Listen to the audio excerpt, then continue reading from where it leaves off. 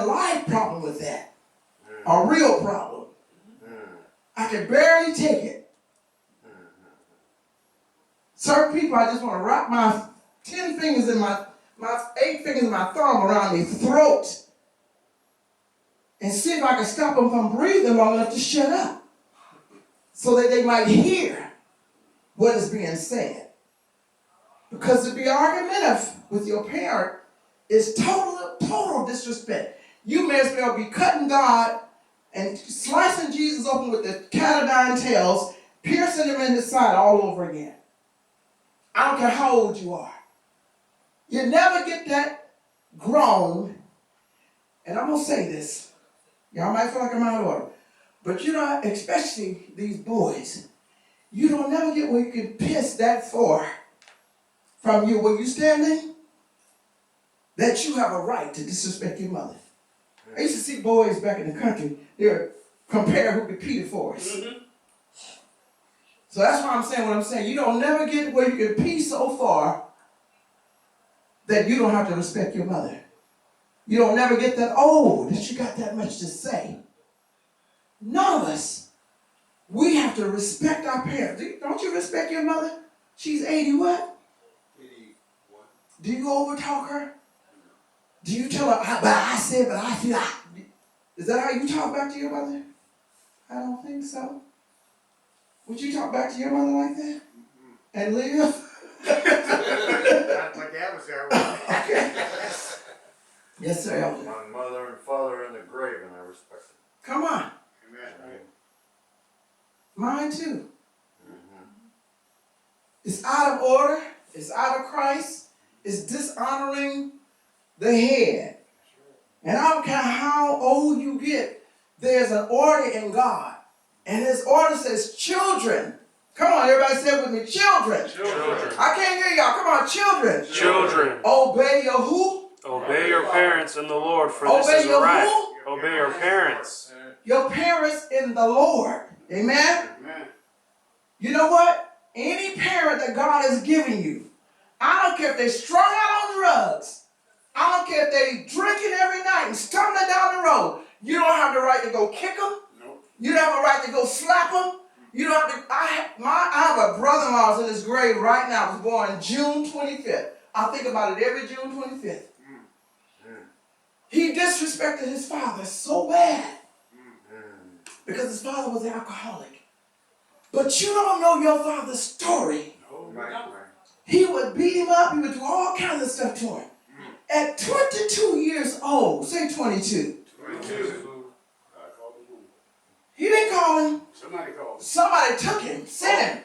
Okay. Oh, wow. Gotcha. Because he disrespected the older man like he used to do his dad. He disrespected this old man for speaking to his girlfriend or whatever he was doing. And he jumped on this old man and beat him up like he would do his father. Disrespected him like that. That old man went home, bloody and beat up, got a shotgun, and came back and blew his brains out. Because he didn't know when to shut up or when to stop. You have to learn when to stop talking back to your parents. Go ahead. I gotta thank God this morning. I haven't spoken to my mom in 2.5 years. My mom was born straight drug addict. Born, yeah, addicted, yeah. Okay, and this morning we had a 2-hour conversation. Wow. Like I just saw her yesterday. All right, come on now. Who were you raised by? My grandma. See? But But see, still. I didn't know But how she still. got my phone number because my mama never had my number. Oh, wow. But I sure got a phone call this morning. I was like, "Who this?" Because you know, you calling me. It's 7 o'clock up here. I ain't even rolled over yet. I'm just trying to get a little more before I go to church. And she said, "Baby, it's your mama."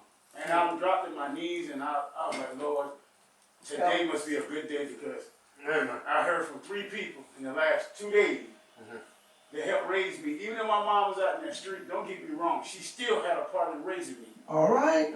She brought you here. If it wasn't for her and my daddy, I wouldn't have her and my daddy and God. I wouldn't have been here. That's right. Right. And she told me, I'm going to call you tomorrow. I said, Mom, don't promise me something, just do it. Don't tell me you're going to do something I know you ain't going to do. When you get high, you forget who you gonna call. Mm-hmm. She said, I'll never forget about you for some reason. Your sister, I can't stand. But you, I can call you after 3 or 4 years and we. Okay. I don't hate her. I hate No, the you situation. can't. There you go. There you go. I hate the situation. But do you have to tell her how bad you hate? And I think she heard it because she heard me crying. No, I'm just saying, but do you I have ain't to had to say that. verbalize it and tell her you wrong and you this and you that and I'm right? But I told her, I said, Mama, I don't know your story. I don't know what you've been through. I Thank don't know you. what you and my daddy went through when y'all were together.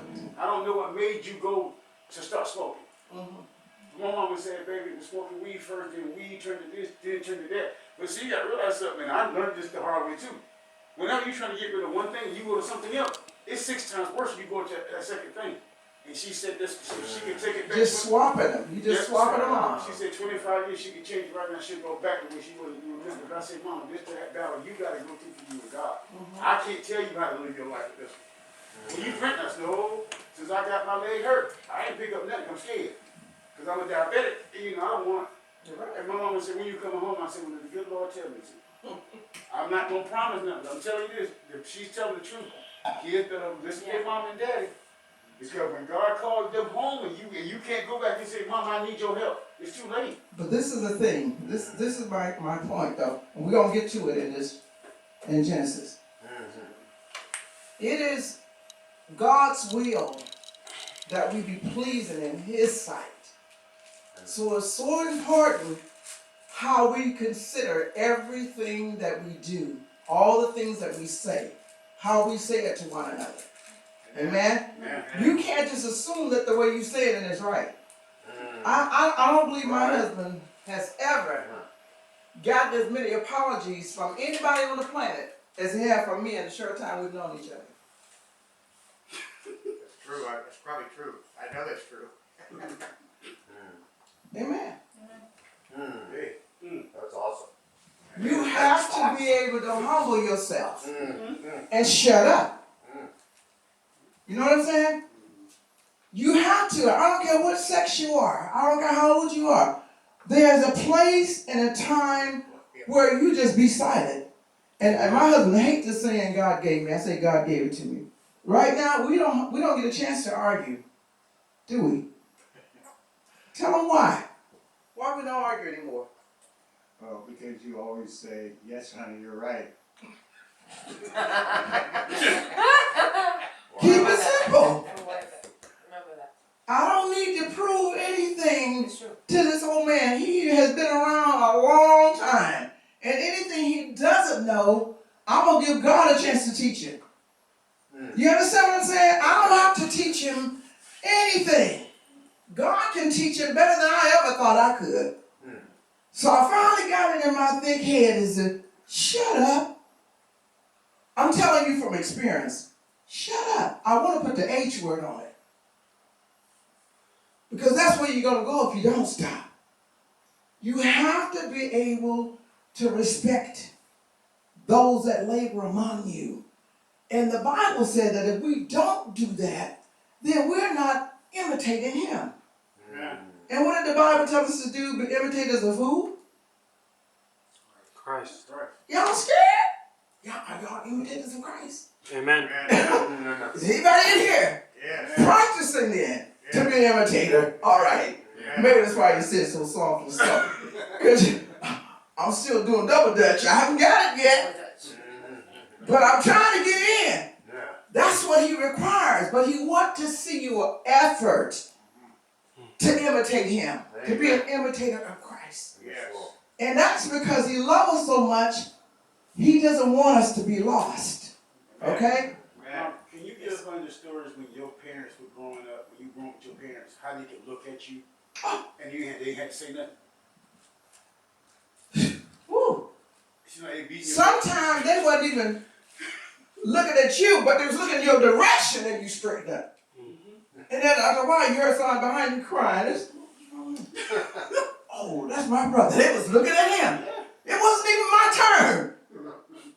But I got my act together real quick and paid attention. Amen. Because we were like, when we marched in church, there was so many of us, it's like little soldiers. Everybody had on their little starch shirt, the boys, and little pants with little creases down. And all of us girls had little pigtails with little bows on them and had our little dresses on, and we all walked in there and we knew what road to go to and everything. We would sat down. And do you know what? We have had to have been very ill. It's like it's impossible. I'm going to wet on myself if I don't move. But you know where you went? You went to one of the elders of the church, elder mothers, if it was a girl, or one of the older boys.